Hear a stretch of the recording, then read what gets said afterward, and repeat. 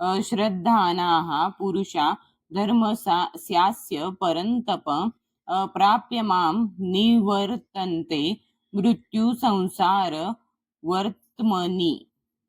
3. अश्रद्धानाः श्रद्धाहीन पुरुषाः पुरुष धर्मस्य धर्ममार्गावर अस्य या परंतप हे शत्रूंचा नाश करणारा अप्राप्य प्राप्त न होता माम मला निवर्तन्ते परत येताना मृत्यूच्या संसार भौतिक जगतात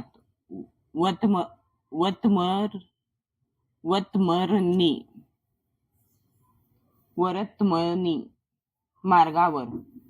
हे परंतप अर्जुना, ज्यांची या भक्ती मार्गावर श्रद्धा नाही त्यांना माझी प्राप्ती होऊ शकत नाही. म्हणून या भौतिक जगतामध्ये जन्म मृत्यूच्या मार्गावर त्यांचे पुनरागमन होते. तात्पर्य, अंधश्रद्धाळू लोकांना भक्ती मार्ग साध्य होऊ शकत नाही. हेच या श्लोकाचे तात्पर्य आहे. भक्तांच्या संगतीत श्रद्धा निर्माण होते. महान व्यक्तींकडून वैदिक शास्त्रातील सर्व प्रमाणे ऐकून झाल्यावरही दुर्दैवी लोकांची परमेश्वरावर श्रद्धा स्थिरावत नाही. ते डळमळीत वृत्तीचे असतात आणि भगवत भक्तीमध्ये दृढपणे स्थिर राहू शकत नाहीत. म्हणून कृष्ण भावनेमध्ये प्रगती करण्याकरिता श्रद्धा ही गोष्ट अत्यंत महत्वपूर्ण आहे. चैतन्य चरितामृतात म्हटले आहे की भगवान श्रीकृष्णांची केवळ सेवा केल्याने मनुष्याला सर्व संसिद्धी प्राप्त होऊ शकते. यावर दृढ विश्वास असणे म्हणजेच श्रद्धा होय.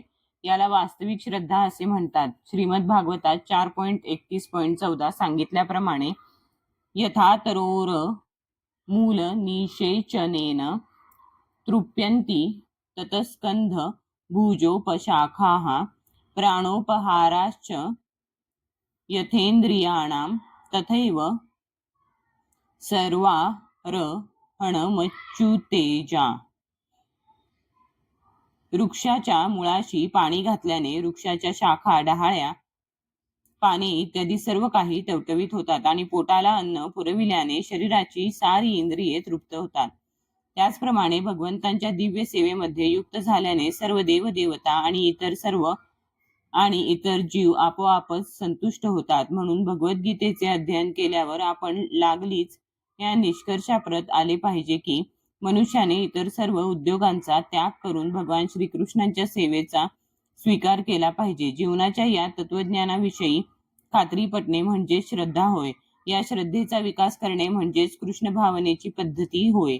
कृष्ण भावना भावित मनुष्यांच्या 3 श्रेणी आहेत. ज्यांना श्रद्धा नाही ते तिसऱ्या श्रेणीमधील लोक होत. वरकरणी जरी ते भक्तीमध्ये युक्त असले तरी ते परमोच्च सिद्धावस्था प्राप्त करू शकत नाहीत. कालांतराने ते भक्ती मार्गापासून पतित होतात. असे लोक भक्ती करतील परंतु त्यांच्या ठिकाणी पूर्ण निश्चय आणि श्रद्धा नसल्यामुळे त्यांना कृष्ण भावनेमध्ये अधिक काळ राहणे फार कठीण जाते. आमचे प्रचार कार्य करताना आम्हाला प्रत्यक्ष अनुभव आहे की काही लोक अंतस्थ हेतू धरून कृष्ण भावनेमध्ये येतात, पण आर्थिक दृष्ट्या जेव्हा ते स्थिर होतात तेव्हा या पद्धतीचा ते त्याग करतात आणि पुन्हा आपल्या जुन्या जीवन पद्धतीकडे वळतात. केवळ श्रद्धेद्वारेच मनुष्य कृष्ण भावनेमध्ये प्रगती करू शकतो. श्रद्धेच्या विकासासंबंधी विचार करावयाचा झाल्यास भक्तिशास्त्रामध्ये जे निपुण आहेत आणि ज्यांनी दृढ निष्ठा स्तराची प्राप्ती केली आहे ते कृष्ण भावनेतील प्रथम श्रेणीमधील मनुष्य होत. जे भक्तिशास्त्राच्या ज्ञानात अधिक निपुण नाहीत परंतु ज्यांच्या ठायी आपोआपच दृढ विश्वास आहे की कृष्ण भक्ती किंवा कृष्ण सेवा हाच सर्वोत्तम मार्ग आहे, ते द्वितीय श्रेणीतील लोक होत. अशा दृढ विश्वासामुळे ते कृष्ण भावनेचा स्वीकार करतात. याप्रमाणे शास्त्रांचे पूर्ण ज्ञान नसलेल्या किंवा दृढ विश्वास नसलेल्या आणि सत्संग व निष्कपटता यांच्याद्वारे आचरण करण्याचा प्रयत्न करीत असतात. तृतीय श्रेणीतील लोकांपेक्षा द्वितीय श्रेणीतील व्यक्ती हे श्रेष्ठ आहेत. कृष्ण भावनेमधील तिसऱ्या श्रेणीच्या मनुष्यांचे पतन होऊ शकते, परंतु जेव्हा मनुष्य द्वितीय श्रेणीमध्ये असतो तेव्हा तो पतित होत नाही आणि प्रथम श्रेणीतील मनुष्याचे पतन होण्याचा संभवच नसतो. प्रथम श्रेणीतील मनुष्य निश्चितच प्रगती करतो आणि शेवटी त्याला